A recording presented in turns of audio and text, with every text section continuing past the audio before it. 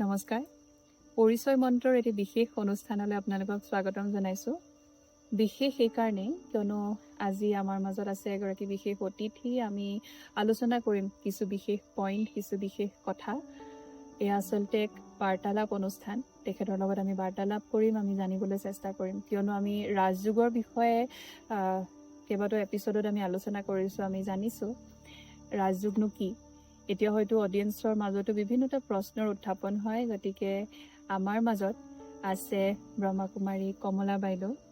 মই তেখেতক আপোনালোকৰ মাজত চিনাকি কৰাই দিব বিচাৰিছোঁ। বাইদেউ, আপোনাক আজিৰ অনুষ্ঠানটিলৈ স্বাগতম জনাইছোঁ। মই ভাবোঁ যে অডিয়েন্সেও মনত কিছু প্ৰশ্ন লৈ আছে। তেখেতসকলেও হয়তো ভাবে যে যিসকলে ৰাজযোগৰ অভ্যাস কৰে, আপোনাৰ দৰে বা মোৰ দৰে,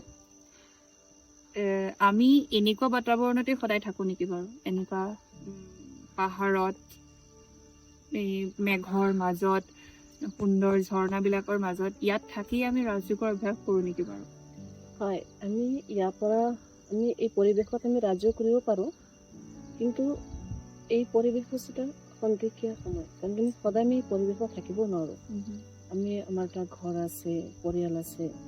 ৰাজযোগ এনেকৈ এটা শিক্ষা হয় য'ত আমি ঘৰ গৃহস্থৰ মাজত থাকি পেলাই আমি শিকিব পাৰোঁ।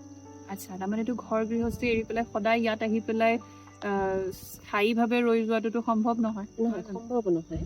যে আমি ক'ৰবাত ফুৰিব আহিছোঁ, আমাৰ এটা পৰিৱেশ ক্লাইমেট দেখি খুব ভাল লাগে, মনত শান্তি আহে, কিন্তু অকল এইখিনি আমাৰ অস্থায়ী, একেবাৰে স্থায়ী নহয়। কিন্তু আমি যদি স্থায়ী যদি আমি শান্তি তেনেকৈ বিচাৰোঁ, তেনেহ'লে আমি ঘৰ গৃহস্থৰ মাজত থাকি পেলাই, পৰিয়ালৰ মাজত থাকি সুখ শান্তি আমি আনিবলৈ হ'লে আমি কোনো অকল এই প্ৰকৃতিৰ মাজতে নহয়, আমি ঘৰ গৃহস্থৰ মাজতে কৰিব পাৰোঁ।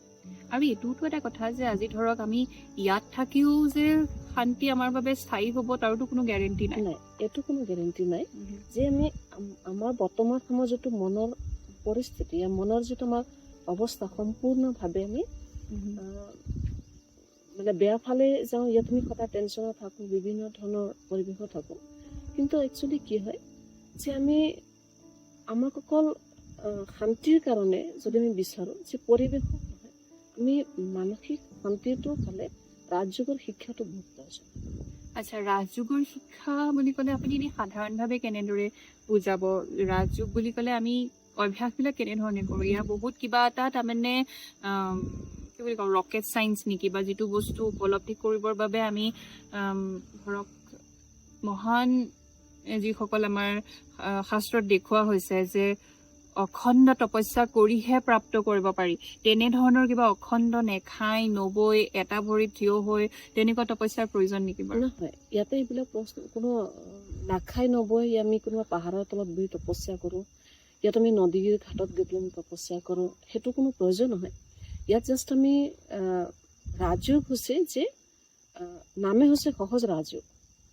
সম্পূৰ্ণ সহজভাৱে আমি পৰিয়ালৰ মাজত থাকি, সকলোৰ মাজত থাকি পেলাই আমি এই ৰাজযোগ কৰিব পাৰোঁ। কাৰণ এই বস্তুটোৰে বাইদেউ আমাক মেক্সিমামে এইটো প্ৰশ্নই সোধে যে আমি অতি ব্যস্ত। আজি হয়তো তেওঁলোকে নিজৰ চাকৰি বাকৰি এইবিলাক লৈ পেলাই দিনটোত ইমান টাইট শ্বিডিউলৰ মাজত সোমাই আছে যে শিকিবও বিচাৰে, আমালৈ ফোনো কৰে বা প্ৰশিক্ষণ ল'বলৈও আহে, কিন্তু ultimately we are too busy, আমাৰ ওচৰত সময় বেছি নাই শিকিবৰ বাবে। কাৰণ তেওঁলোকে ভাবে যে ইয়াত আমি হয়তো এটা বেলেগ ধৰণৰ হয়তো সময় তাৰমানে চবৰ পৰা ঘৰ গৃহস্থী এৰি মেলি পেলাই দিবলগীয়া, চাকৰি বাকৰি এৰি পেলাই দিবলগীয়া হ'ব। নহয়, এইটো কাৰণে অকল আমাক সময় দৰকাৰ নাই। ৰাজযোগৰ কাৰণে আমি যে ঘণ্টা ঘণ্টা বহি পেলাই যে আমি ৰাজযোগ কৰিম, সেইটো প্ৰয়োজন নহয়। আমি ৰাজযোগ কৰিবলৈ হ'লে কিছুমান কথা জনাটো বহুত দৰকাৰ। যেনেকৈ আমি প্ৰথমত আমি সৰু কালত আমি এটা শিক্ষা লওঁ প্ৰাইমাৰী স্কুলত, আৰু সেই শিক্ষাই আমাৰ গোটেই জীৱনত এটা ফাউণ্ডেশ্যন ক্ৰিয়েট কৰে যে আমি আমাৰ ফিউচাৰ কেনেকুৱা হয়। তো ৰাজযোগৰ কাৰণে আমাক এটা মেডিটেশ্যন এটা কোৰ্চ থাকে, য'ত মই কোন হয় আৰু মই ক'ৰ পৰা আহিছোঁ, মই ক'লৈ যাওঁ, আৰু যেতিয়ালৈকে সেই বস্তু আমাৰ লগত ক্লেৰিফিকেশ্যন নহয় তেতিয়ালৈকে আমি ৰাজযোগ কৰিব নোৱাৰোঁ। আৰু এয়া সকলোৱে কৰিব পাৰে? সকলোৱে কৰিব পাৰে। ইয়াতে 9 বছৰৰ পৰা 90 বছৰলৈকে মানুহে কৰিব পাৰে। গতিকে এনেকুৱা এক শিক্ষা যোনে প্ৰতিটো বয়সৰ মাজৰ ব্যক্তিয়ে, একেলগে কোনো বয়সৰ ব্যৱধান নাই, সকলোৱে কৰিব পাৰে। একেটা ক্লাছতে সকলোৱে বহি কৰিব পাৰে নে আপোনালোকে পৃথক পৃথককৈ কৰাব লাগে? নহয়, ইয়াতে সকলোৱে মানে এইটো এটা ঈশ্বৰীয় বিশ্ববিদ্যালয়ত এনেকা এটা ঈশ্বৰীয় বিশ্ববিদ্যালয় হয় আৰু এই বিদ্যালয়ত এনেকা এটা বহা যিটো জাগা বনোৱা হৈছে য'ত সকলোৱে বহি পেলাই মা দেউতা ল'ৰা ছোৱালী সকলোৱে বহি পেলাই একেলগে বহি এইটো মেডিটেশ্যন কৰিব পাৰে, ধ্যান কৰিব পাৰে। আৰু ইয়াত কোনো এনেকা নহয় যে মন্ত্ৰ জপ কৰিব লাগিব, সেইটো কোনো প্ৰচেছ নাই। জাষ্ট ইয়াত আমি খালি মনৰ এটা শান্তিৰ কাৰণে সেই পৰম পিতা পৰমাত্মাক আমি জাষ্ট আমি কিছু সময়ৰ বাবে আমি মনটো কানেক্ট কৰোঁ। আৰু য'ত আমি সকলো ধৰণৰ আমি এনাৰ্জি পাওঁ। যদি আমি 24 ঘণ্টা যদি আমি ফ্ৰেছ থাকিব বিচাৰোঁ, যদি আমি 24 ঘণ্টা যদি নিজৰ কাম কাজৰ মাজত যদি ফ্ৰেছ থাকিব বিচাৰোঁ, তেনেহ'লে মই নিজৰ পাৰ্চনেল লাইফত 1 ঘণ্টা নিজৰ কাৰণে বহুত প্ৰয়োজন। ডেফিনেটলি সময় আজি সম্পদ আমাৰ কাৰণে, নহয় জানো? সময়ক আমি অপব্যৱহাৰ কৰোঁ, সময়ক আমি অৱহেলা কৰোঁ বহুতখিনি ক্ষেত্ৰত।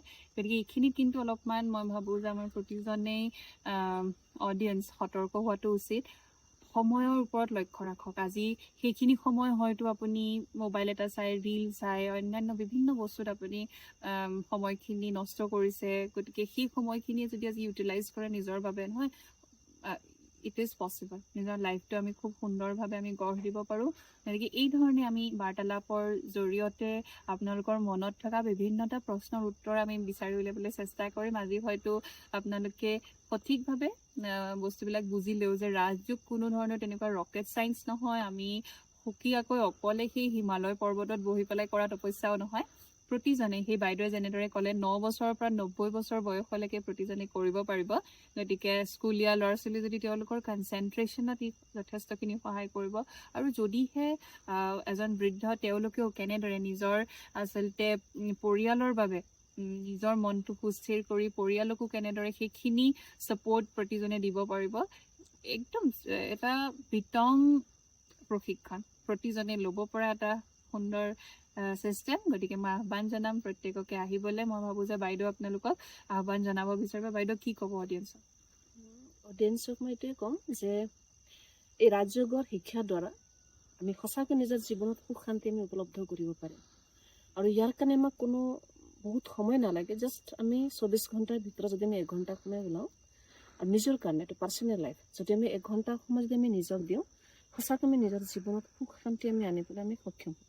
আৰু বৰ্তমান সময়ত আমাক সুখ শান্তি বহুত প্ৰয়োজন হয়। স্থায়ীভাৱে আমি বিচাৰোঁ যে আমাৰ জীৱনত সুখ শান্তি আহক, যাতে আমি ল'ৰা ছোৱালীক আমি শিক্ষা দিব পাৰোঁ। গতিকে আহক আমি সকলোৱে মিলি পেলাই ৰাজযোগৰ অভ্যাস কৰি পেলাই এটি সুন্দৰ জীৱন আমি বনাব পাৰিম। ধন্যবাদ। ওম শান্তি। ওম শান্তি।